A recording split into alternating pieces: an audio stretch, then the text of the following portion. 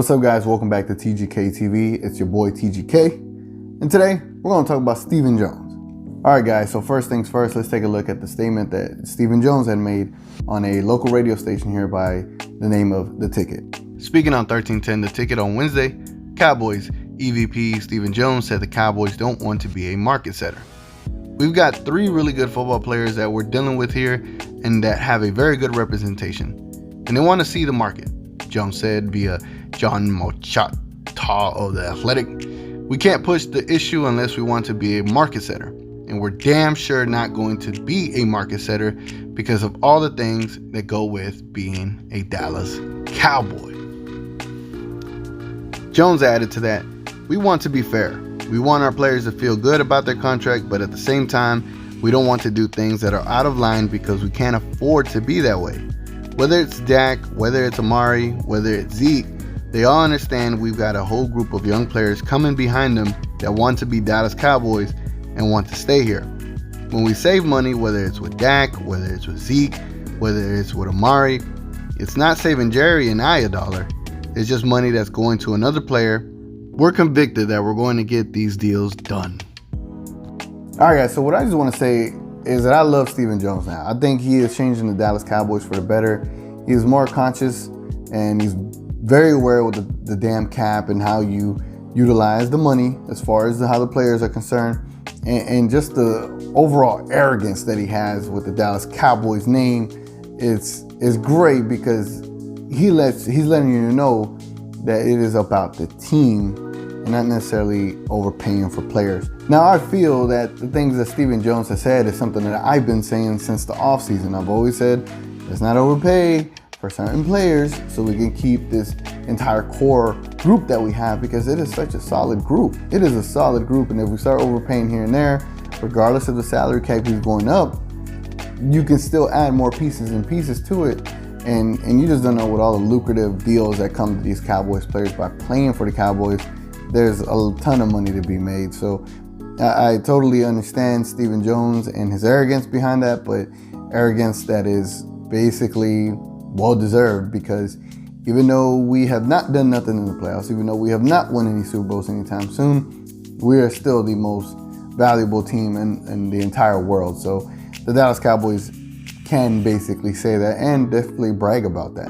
I mean, you look at who we are, and basically any player that plays for the Cowboys, we will stay in the headlines constantly over and over and over.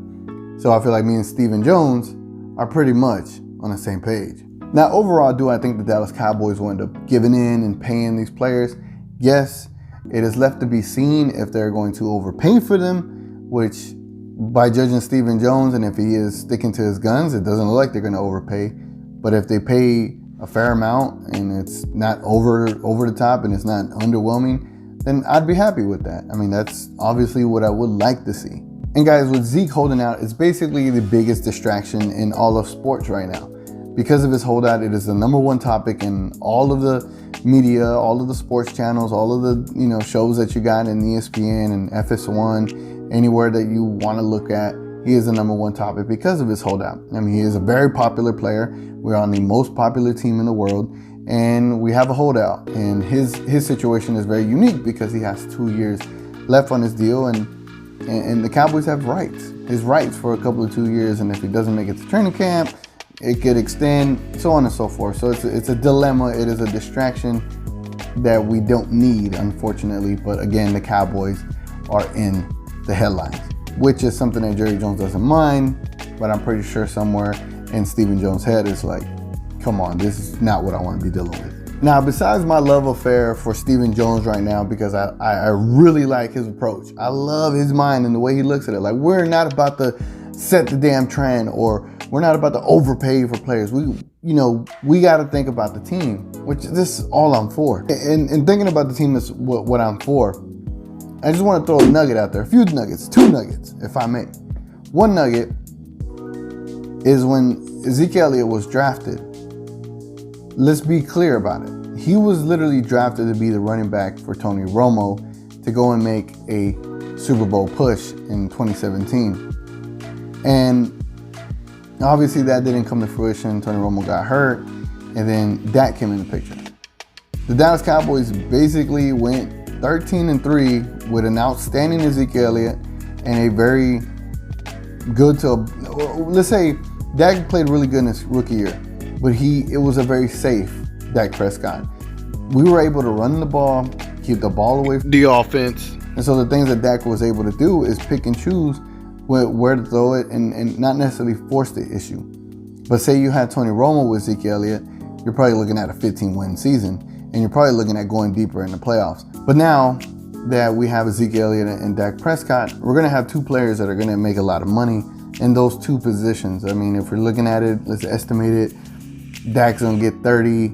Ezekiel Elliott probably going to get 15. So that's $45 million on a cap hit per year for two players. When Tony Romo was a quarterback, he wasn't making $30 million a year, and he had a running back with making $7. So I'd have to go and look and do the numbers. But the thing is, if Ezekiel Elliott continues this downward spiral, me personally, I don't have an issue with opening or picking up the phone and listening to trade talk and see if there is a solid running back to replace Zeke Elliott that is not going to produce like Zeke, but also having some, pick compensation as far as in a trade to add to a Zeke Elliott trade. You could put a solid running back in the system and still perform well. I think Dak is at a point where he can actually manage this team and win with this team on his own shoulders. I think Dak is a way better quarterback now, although there are things that we could pick at, his footwork, accuracy, all that stuff. You know that. But going into his fourth season, I think he's going to be a way more established in being a quarterback for the Dallas Cowboys in comparison to his previous 3 years, because now he has all the weapons that he needs. And really all you need is a solid running back to be able to get you through certain parts of the game. The game is a passing game now. It is not a running game anymore. And the Dallas Cowboys are way too reliant on Ezekiel Elliott, which to me, it feels like it hampers Dak Prescott's development whenever you just constantly go to Zeke in moments that you're not supposed to go to Zeke in. So that's just my take on that. My second nugget is that Dak Prescott is the priority. I feel like Dak Prescott does need to go get his contract, whether it's $25 million or $30 million, whatever Stephen Jones feels it is the right number, go and give it to him. People are saying 33, 35. I just think that's way too much. Let's settle at 25 to 30. I mean, regardless of what the floor is, you think that it is, I think for the Dallas Cowboys to be successful moving forward, Dak is great, but he's not, let's lose 5 good players just to pay Dak. And we're still going to be good. We still need those other good 5 players. That's just the way I'm looking at it. And the issue with talking about Dak Prescott and his contract is that I feel like some people out there want to see Dak Prescott get overpaid, and they'll be happy with that versus getting paid, right in the medium, like average 25. All right, let's put it like this. If I were to put a number on it, if Dak were to get paid anywhere from 25 to 30 million, people would be upset. And those people that will get upset if Dak gets anywhere from 25 to 30, you are not a Cowboys fan. Something is wrong with you.